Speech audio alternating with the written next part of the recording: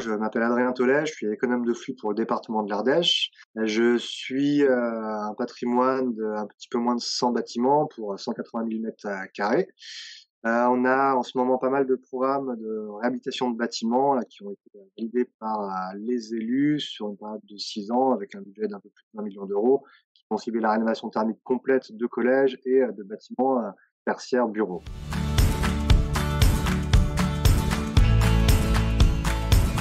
Alors la collectivité, le département de l'Ardèche a fait le choix d'utiliser 3 modes de valorisation des certificats d'économie d'énergie, à savoir la remise sur facture, le partenariat avec un délégataire et le dépôt en propre.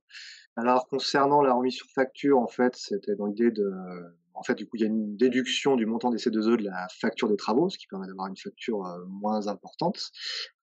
Concernant le délégataire, en fait, il nous accompagne pour le dépôt, donc c'est-à-dire qu'on va lui transmettre les documents type attestation sur l'honneur, facture et précision sur l'opération.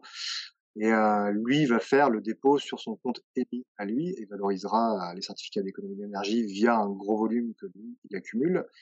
Et enfin, en propre, c'est nous qui faisons donc le dépôt sur la plateforme EMI avec les différents renseignements et on stocke de notre côté donc tous les documents originaux en cas de contrôle.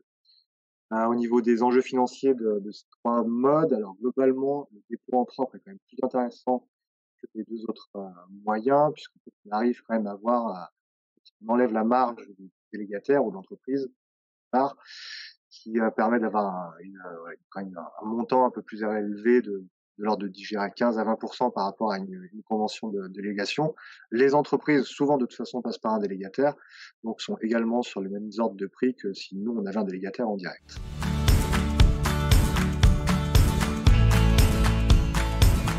Alors l'idée, en fait, d'avoir 3 modes de valorisation, c'est qu'on s'est cherché aussi un peu au début.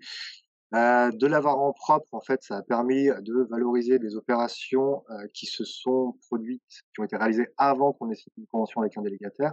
Donc c'était quand même le seul biais pour nous de valoriser, voilà, le stock de C2E qu'on avait ou à venir sur ces opérations-là. Le délégataire, lui, il a principalement un rôle pour nous de fluidifier, on va dire les dépôts, c'est-à-dire qu'on dépose au fil de l'eau sur des petites opérations qui vont générer entre 1 000 et 2 000 € de certificats d'économie d'énergie. Ça nous permet d'éviter, voilà, tout le côté administratif dépôt, sur la plateforme EMI et ça permet d'avoir des rentrées d'argent, en fait, quelque part un peu régulières sur les pour la remise sur facture. L'intérêt était principalement de réduire, en fait, la facture d'investissement, avec, voilà, des montants qui sont sur des opérations de 30 à 40 000 €. On peut récupérer quelque chose de 10 à 15 selon le type d'opération et ça permet de moins impacter le budget de fonctionnement de notre service, enfin d'investissement de notre service, pardon.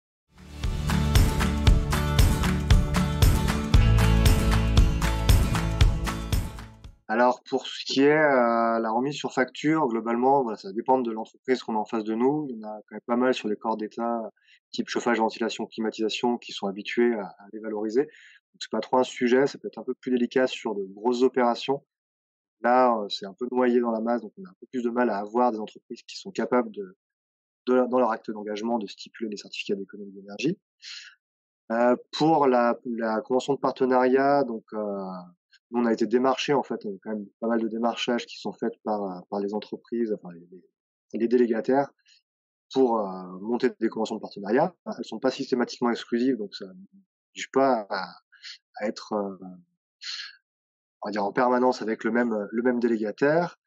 Et pour ce qui est en propre, c'est peut-être un peu plus délicat dans la mesure où il faut bien connaître le moment dans lequel déposer valoriser en fait ces certificats d'économie d'énergie, donc les mettre en vente.